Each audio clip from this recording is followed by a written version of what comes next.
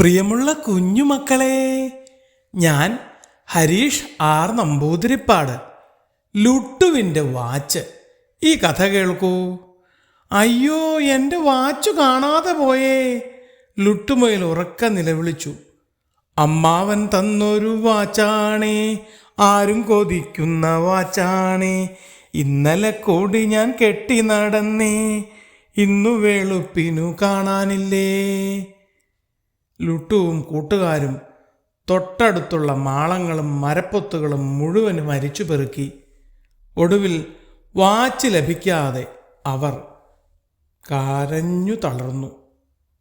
അപ്പോൾ അവിടെ വന്ന ചിങ്കൻ കുരങ്ങ് ലുട്ടുവിനോടൊരു സൂത്രം പറഞ്ഞു. നിങ്ങൾ കരഞ്ഞ് ലഹള കൂട്ടിയിട്ട് കാര്യമില്ല. ആൽമരത്തിന് മുകളിലുള്ള വനദേവതയെ നിശബ്ദമായി പ്രാർത്ഥിക്കുക. കണ്ണടച്ച് ഒട്ടും ശബ്ദമുണ്ടാക്കാതെ വേണം പ്രാർത്ഥിക്കാൻ.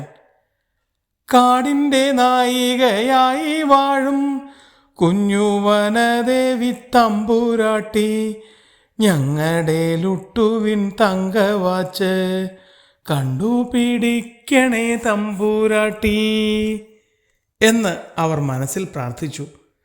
എല്ലായിടത്തും നിശബ്ദമായപ്പോൾ ചിങ്കലും ലുട്ടുവും ഓരോ മരത്തിന് സമീപവും ചെന്നു നോക്കി. നിശബ്ദം ചെവിയോർത്തപ്പോൾ ഒരു മരപ്പൊത്തിൽ നിന്ന് വാച്ചിൻ്റെ ശബ്ദം കേട്ടു. ഹായ്, എൻ്റെ വാച്ച് കിട്ടിയേ, വാച്ച് കിട്ടിയേ! ഒമ്പട വാച്ച് കള്ളാ എന്നൊക്കെ ലുട്ടു ഉറക്കെ വിളിച്ചു പറയാൻ തുടങ്ങി. അപ്പോൾ ചിങ്കൻ പറഞ്ഞു, അരുതരുത്, ആരെങ്കിലും മോഹം കൊണ്ട് അബദ്ധത്തിലെടുത്തതാവും. അവരെ മറ്റുള്ളവർക്ക് മുന്നിൽ നാണം കെടുത്തരുത്. വാച്ചു കിട്ടിയല്ലോ, ഇനി നഷ്ടപ്പെടാതെ സൂക്ഷിച്ചാൽ മതി. എന്നിട്ടവർ രണ്ടുപേരും മരച്ചുവട്ടിൽ ചെന്ന് ഉറക്കെ വിളിച്ചു പറഞ്ഞു, കാടിൻ്റെ ഓമന തമ്പുരാട്ടി ലുട്ടുവിൻ വാച്ചു തിരിച്ചു നൽകി. ഏകാഗ്രമായിട്ടു പ്രാർത്ഥിക്കുകിൽ ഏവർക്കും നന്മകൾ വന്നുകൊള്ളും.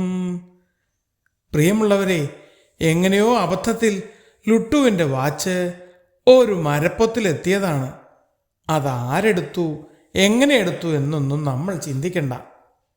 ആര് ചെയ്തതാണെങ്കിലും ഇനി ആവർത്തിക്കരുത്, ചിങ്കൻ പറഞ്ഞു. ശരി കൂട്ടുകാരാ, ഞങ്ങൾ ശ്രദ്ധിച്ചോളാം എന്ന് പറഞ്ഞ് അവർ ലുട്ടുവിൻ്റെ അടുത്ത് ഓടിയെത്തി. വാച്ച് തിരിച്ചു കിട്ടിയ സന്തോഷത്തിൽ ലുട്ടു ചിങ്കനും മറ്റു കൂട്ടുകാർക്കും ധാരാളം പഴങ്ങൾ സമ്മാനിച്ചു.